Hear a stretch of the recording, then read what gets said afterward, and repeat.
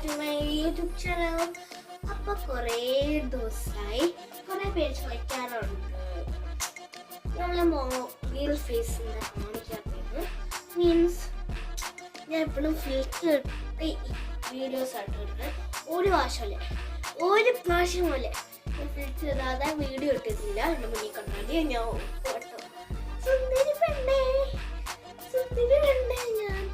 ഞാൻ എൻ്റെ real face വിശ്വസിക്കണം. ഞാൻ ഒരു മരുന്ന് കഴിച്ചതാ. Let's go. ഞാൻ കാണിച്ചിടാം.